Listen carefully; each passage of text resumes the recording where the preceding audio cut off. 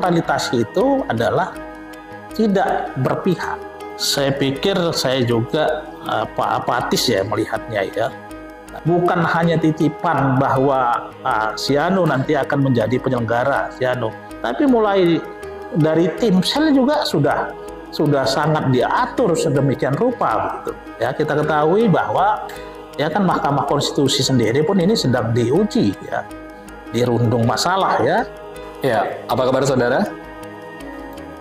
Beberapa waktu lalu sempat terlontar pernyataan dari Presiden Joko Widodo terkait dengan diperbolehkannya presiden maupun menteri ikut berpihak ke salah satu pasangan calon presiden yang akan ikut bertarung di pemilu 2024 nanti. Dan ternyata tidak hanya di ibu kota saja hal ini terjadi, di Sumatera Utara khususnya di Kota Medan banyak sekali kebijakan ataupun fakta-fakta menarik tentang keberpihakan atau di kepemiluan dikenal dengan istilah netralitas ini.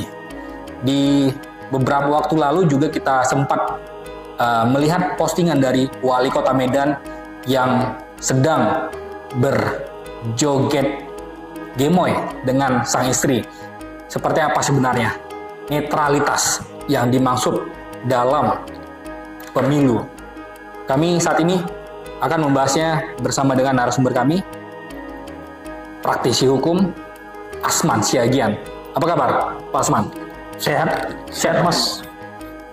Pak Asman, menarik sekali kalau kita berbicara tentang politik. Tapi kita hari ini kita khususkan terkait dengan hukumnya, Pak ya. Ya. Kalau Bapak sendiri, sebelum kita masuk ke Medan ini lagi hangat. Presiden ada pernyataannya, Presiden dan Menteri sebenarnya boleh berpihak. Benar, Pak? Iya, kalau terkait dengan netralitas ya, bicara netralitas berarti kita kan harus menarik suatu definisi apa sih netralitas itu. Yang kita pahami secara umum bahwa netralitas itu adalah tidak berpihak. Ya. Nah, pejabat negara ya memang dituntut untuk kemudian tidak berpihak karena etikanya memang mestinya bahwa pejabat negara itu adalah milik semua orang. Baik, bukan milik salah satu pihak. Nah, barangkali dari situ ya, maka moral tentu diperlukan dalam hal ini ya, etika dan moral ya. Nah, kalau berangkat dari ketentuan ya, Undang-Undang 7 tahun 2017, maka jelas memang dalam pasal 280 itu adanya larangan-larangan ya. Nah, 282 itu dilarang pejabat struktural, lalu kemudian kepala desa yang melakukan tindakan, ya, melakukan tindakan. Apakah tindakannya itu menguntungkan atau bahkan merugikan? Nah, ini tentunya dilarang, ya. Baik, dalam aturan netralitas, Pak Asman, ya, yang dimaksud pejabat negara tadi apakah termasuk presiden dan menteri? Iya, pejabat negara itu adalah, ya, dia mempunyai kewenangan ya di badan-badan eksekutif, badan legislatif, lalu kemudian badan yudikatif. Beda dengan pejabat pemerintahan. Kalau pejabat pemerintahan itu dia memang khusus ya di lembaga eksekutif karena pemerintahan ya. Nah, kalau kita tarik ke presiden, nah tentu presiden adalah merupakan pejabat negara dan juga sekaligus merupakan pejabat pemerintahan. Dia itu pejabat memang. Jabatan politis. Baik. Ya. Lalu dalam aturan Undang-Undang nomor 7 tahun 2017 tadi tentang kepemiluan tadi, ada tidak yang spesifik mengatur, ada larangan atau memperbolehkan presiden dan menterinya ikut berpihak kepada salah satu pasangan calon? Iya. Kalau menyangkut larangan ya 280 ya. Itu memang ada ya bahwa menteri, presiden itu boleh sepanjang memang melakukan cuti, lalu kemudian tidak menggunakan fasilitas negara. Itu memang ada diperbolehkan memang. Baik, kita gak usah jauh dulu, ya. Saudara ke presiden, kita ambil dulu sisi Sumatera Utara, khususnya di Kota Medan. Nah, beberapa waktu lalu mungkin Pak Asman sendiri sudah melihat ada video joget atau joget dari salah satu pasangan calon Pak ya yang sudah dikenal itu adalah ciri khas dari pasangan calon tersebut dan itu dipraktekkan oleh Wali Kota Medan. Apakah ini diperbolehkan? Ya, kalau menyangkut tentang boleh tidaknya tentu kembali kepada aturan main ya. Nah, kita tahu persis dalam Undang-Undang 7 tahun 2017 memang mengatur ya di pasal 283 itu pejabat struktural, pejabat fungsional itu memang dilarang ya melakukan kegiatan ya.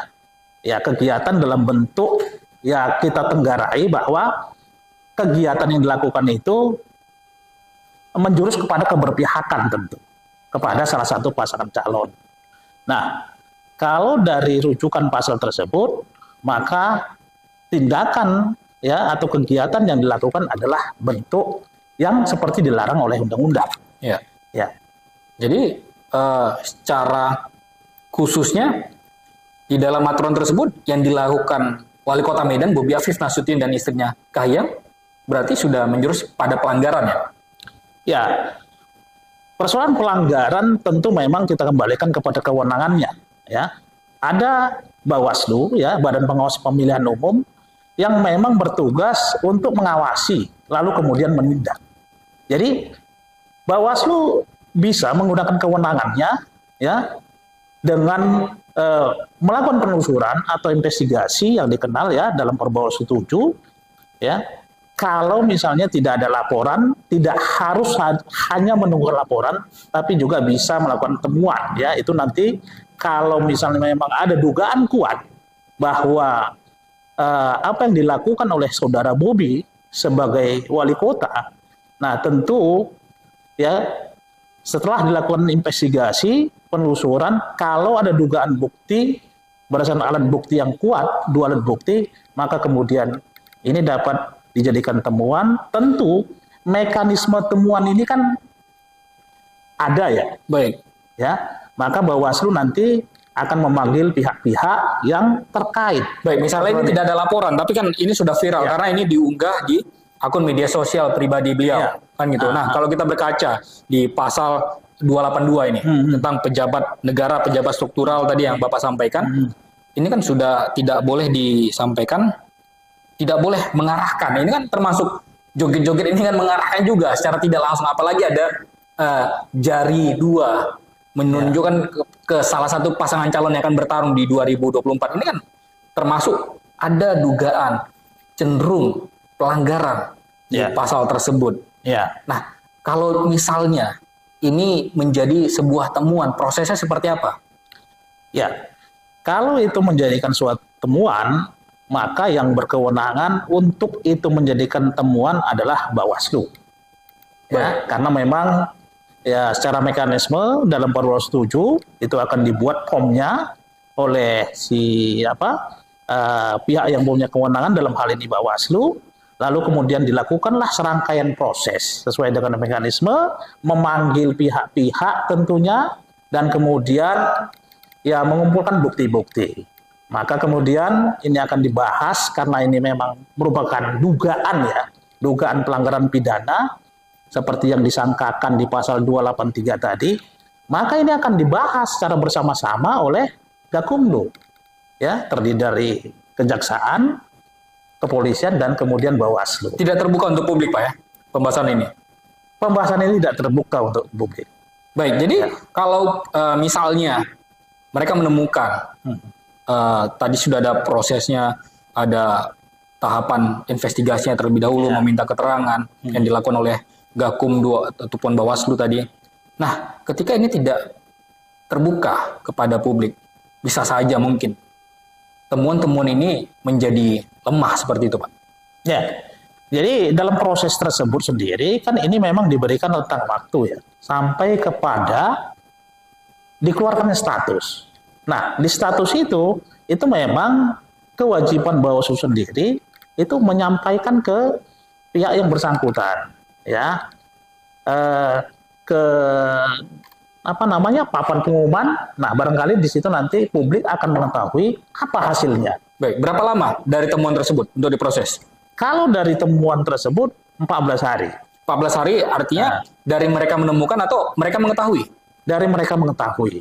Nah, setelah itu diproses. Setelah itu diproses. Selama 14 hari. Selama 14 hari.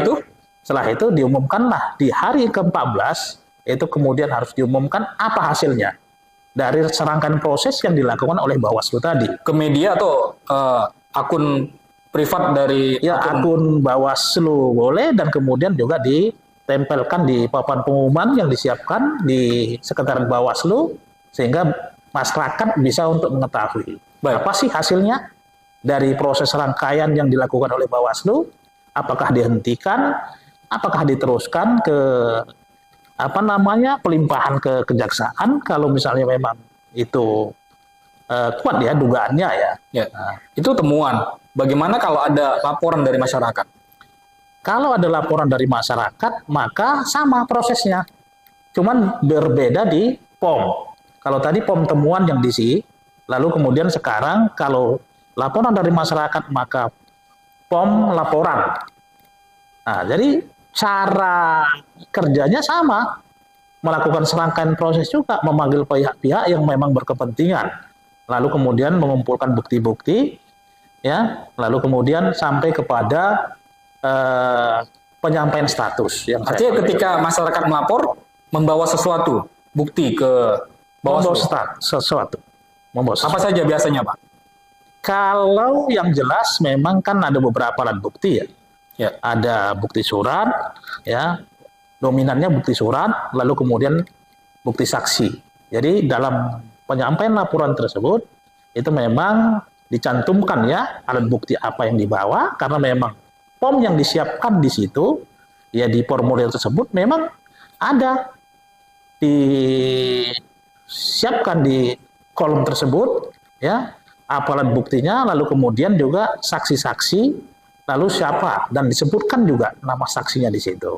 Baik. Ya. Namun faktanya kami kita sudah memaparkan tadi bagaimana proses temuan dan juga laporan ke masyarakat terhadap tindak kecurangan yang terjadi, misalnya ditemukan mereka di lapangan kepada Bawaslu ataupun Gakumdu. Nah, yang persoalan yang paling menarik adalah saat ini Pak Asman, banyak sekali masyarakat yang bergunjing namun tidak menyampaikan kecurangan yang ada di sekitar mereka. Tapi ini sudah mereka ceritakan kemana-mana. Dan banyak juga bukti yang beredar, yang sempat viral juga sebenarnya. Selain tadi ada video Wali Kota Medan Bobi Afif Nasution, ada juga video pengarahan dari Sekretaris PGRI Kota Medan terhadap jajarannya ke salah satu pasangan calon yang mengatakan ada hubungan persaudaraan dengan Wali Kota Medan juga. Nah, ini yang kita lihat adalah sebenarnya banyak yang terjadi, tapi mengapa peristiwa-peristiwa ini tidak pernah kelihatan ditindaknya? Pak Asman, apa yang sebenarnya terjadi dengan hukum ataupun aturan pemilu yang ada di Indonesia? Ya, kalau Mas tanyakan kepada saya ya ini sejauh ini memang kita memang tidak pernah ya mendengar ya bahwa ada sih pejabat yang dihukum kan itu ya. Nah, ini memang sangat jarang ya. Kemarin ada kasus di mana Majalengka ya. Ya. Nah, itu terbukti ya kan, terbukti melakukan pelanggaran. Berpihak juga ya? Berpihak juga. Tapi kemudian ya diteruskan ke pembina. Dalam hal ini Kementerian Dalam Negeri untuk kemudian dibina ya pejabat negara tersebut, bupati kemarin itu. Jadi memang barangkali kan persoalan aturan hukum ini memang kedepannya memang perlulah ya kita revisi, kita pertegas, tidak ada lagi interpretasi yang berbeda-beda kan itu kan. Kalau pasalnya jelas ya tentu interpretasi terhadap ketentuan tersebut ini kan tidak kemudian ditafsir-tafsirkan lagi ya kan itu ya. Nah, ini barangkali juga suatu catatan ke depan ya bagi kita wakil-wakil rakyat kita agar kemudian bisa melakukan revisi terhadap ketentuan perundang-undangan, utamanya Undang-Undang Pemilu nomor 7 tahun 2017. Baik, berarti masih ada celah menurut Pak Asman ya. Pak Asman, kita kembali ke topik lagi tentang netralitas ini. Ketika ini Pak Asman sampaikan ada celah tadi dalam perundang-undangan di kepemiluan ini membuka jalan juga Pak Asman bagi mereka yang sudah piawai melihat aturan ataupun mereka yang menjadi incumbent.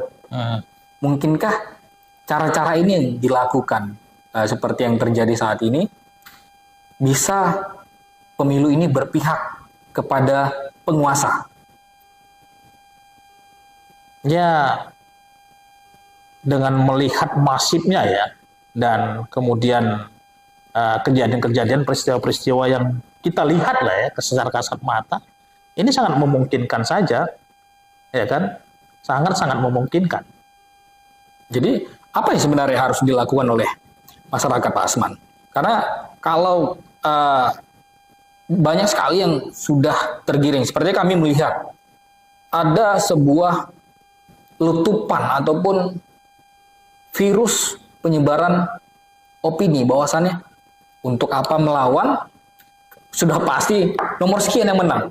Karena saat ini beliaulah yang berkuasa saat ini. Bagaimana masyarakat bisa mengubah arah mereka, padahal mereka ini harusnya memiliki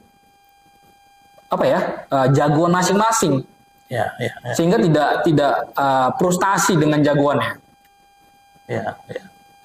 Ya, saya pikir ya tetap saja yakin ya, karena memang pasti yang benar itu benar ya. Jadi tidaklah seapatis itu ya, harusnya ya. Bagaimana kemudian kemarin pertarungan di 2019 ya, kita tahu persis sama kerasnya, tapi saya pikir juga tidak membuat apatis masyarakat kalau misalnya akan diketahui lah kemudian siapa pemenangnya. Nah, itu dia. Kalau Pak Asman melihat sendiri, ini di sesi terakhir Pak, kami ingin menanyakan juga kepada Pak Asman pandangannya, seperti apa Bapak melihat penyelenggara pemilu baik KPU maupun Bawaslu di periode ini? Ya, kalau kita lihat ya di penyelenggara ini memang sangat berbeda saya lihat nuansanya ya. Atau karena memang sudah ada titipan-titipan tertentu di penyelenggara? Ya, itu juga yang akan saya sampaikan ya. Jadi sangat berbeda. Saya katakan sangat berbeda ya dengan penyelenggara-penyelenggara sebelumnya. Kita tahu persis lah ya, secara kasat mata ya kan, kita ketahui bahwa seperti yang Mas sampaikan tadi, sampai kepada menjurus sebenarnya titipan-titipan ini. Jadi bukan hanya titipan bahwa si Anu nanti akan menjadi penyelenggara, si Anu, tapi mulai dari tim sel juga sudah sangat diatur sedemikian rupa gitu, sampai kepada tim selnya. Maka kalau secara fakta kita lihat ya, itu pasti ada korelasinya antara tim sel dengan Bawaslu terpilih. Baik, tim sel yang menentukan tim sel siapa, Pak Asman? Yang menentukan tim sel adalah kalau KPU tentu KPU RI. Baik, karena SK-nya juga diterbitkan oleh KPU RI. Kalau Bawaslu begitu juga, Bawaslu RI lah yang menentukan tim sel itu. Ada intervensi dari anggota DPR RI? Ya, kita akan lihat juga yang memilih KPU RI ini siapa gitu. Baik, ya, ketika di kalau Bawaslu 10 besar ya. Nah, ini kan Komisi 2. Baik, ya kan? Ya, dugaannya sangat-sangat memungkinkan.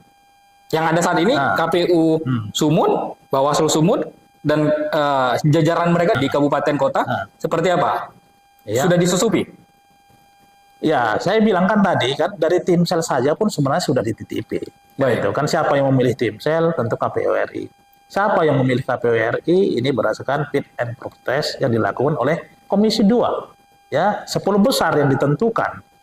Ya, ketika terakhir seleksi Bawaslu RI, ini kan Komisi 2. Begitu juga 14 besar ya kan yang mengikuti fit and proper test di Komisi 2 KPU RI, ini juga kan KPU RI Komisi 2 yang memilih. Jadi makanya saya katakan tadi ini sepertinya ya, kita kalau kita lihat, kita akan bakalan tahu ini irisan kemana, ini irisannya kemana, kan itu kan. Jadi rata-rata memang kalau kita lihat sinkronkan dengan Bawaslu terpilih sampai kemudian yang dilantik, ini kita lihat, kita perhatikan, ini sangat kental irisannya. Sampai dekat kecamatan desa. Nah, memungkinkan. Artinya tidak ada lagi harapan masyarakat untuk percaya kepada penyelenggara pemilu. Nah, sangat kecil. Tapi masih ada sedikit. Kecil sekali. Kecil sekali. Baik. Ya. Jadi yang paling penting diharapkan masyarakat tentu ada perubahan Pak Asman ya di pemilu 2024 ini ya. Ya. Mungkin mereka punya jagoan yang mungkin memiliki visi misi yang pro rakyat. Tapi dengan Pak Asman sampaikan tadi sudah dibuka, tidak ada lagi, harapannya kecil. Apa yang bisa dilakukan oleh masyarakat, Pak Asman? Ya, yang dilakukan oleh masyarakat adalah sekarang ya, tagline-nya bahkan, ayo awasi Bawaslu. Kalau dulu tagline Bawaslu, ya kan, awasi bersama rakyat, awasi pemilu, ya kan. Tapi sekarang enggak, tagline-nya sudah berubah, bersama rakyat, awasi Bawaslu. Jadi ada sampai sedemikian Pak Asman ya, sangat sistematis, terstruktur dan masif. Ini sulit terdeteksi Pak Asman. Ya, sangat sulit terdeteksi. Apa yang bisa dilakukan lagi untuk perubahan kita di Indonesia Pak Asman kalau sudah begini? Ya, ini memang tergantung kepada pemimpin masa depan ya, saya pikir ya. Karena memang pemimpin adalah orang yang menentukan tentu arah kebijakan bangsa ini akan dibawa kemana, ya. Yang kita ketahui, ya kan, proses kepemimpinan itu, nah, seperti yang fakta terjadi hari ini juga dilakukan dengan cara-cara yang tidak benar. Maka kemudian, ya kita juga akan sulit. Bagaimana juga berharap dengan, ya kan, pemimpin masa depan, tapi kemudian cara pemilihannya ini dilakukan dengan cara-cara yang tidak benar. Baik. Ini memang ya sangat apatis lah kita melihatnya. Baik, pertanyaan terakhir, Pak Asman. Kalau di 2019 kita ada melihat pertarungan antara dua kubu, Pak ya. Yang satu dari Presiden Joko Widodo yang saat ini masih menjabat, dan yang kubu satu lagi Prabowo Subianto yang saat ini masih mencalon lagi menjadi calon presiden dengan wakilnya Gibran Rakabuming Raka. Kalau dulu mereka berbicara tentang ada kecurangan dalam penghitungan suara, kita tidak berbicara kecurangan yang lalu, tapi apakah mungkin ketika pemilu di 14 Februari 2024 nanti, ketika masyarakat datang berbondong-bondong ke TPS, kecurangan seperti yang disampaikan ini bisa teratasi, Pak Asman? Ya, saya pikir saya juga apatis ya melihatnya ya, karena memang kecurangan-kecurangan ini memang kalau kita lihat kan terhadap kecurangan yang berpotensi melakukan pelanggaran. Nah ini kan muaranya tentu ke Bawaslu, ya, Bawaslu lah yang mempunyai kewenangan terhadap penanganan terhadap pelanggaran, ya, apakah itu sengketa proses, apakah kemudian pelanggaran administrasi. Nah kalau sampai kemudian ya setelah itu selesai perhitungan suara, maka ini akan bermuara ke Mahkamah Konstitusi. Ya, kita ketahui bahwa ya kan Mahkamah Konstitusi sendiri pun ini sedang diuji ya, dirundung masalah ya, karena putusan-putusan yang kemarin ini sangat kontroversial ya, kita ketahui, sama-sama kita ketahui. Nah ini ya saya katakan apatis ya, presentasinya sangat minim lah ya, untuk kemudian lembaga yang saya sebutkan itu tadi benar-benar kemudian ya melakukan kewenangannya dengan sebaik-baiknya. Baik, ya. Terima kasih Pak Asman sudah mau berbincang bersama program eksklusif untuk masyarakat. Terima kasih. Masyarakat Sumatera Utara. Sehat selalu Pak Asman Syagian. Mungkin tadi saudara wawancara kita dengan praktisi hukum Asman Syagian. Saya Prasetyo untuk program eksklusif. Sampai jumpa.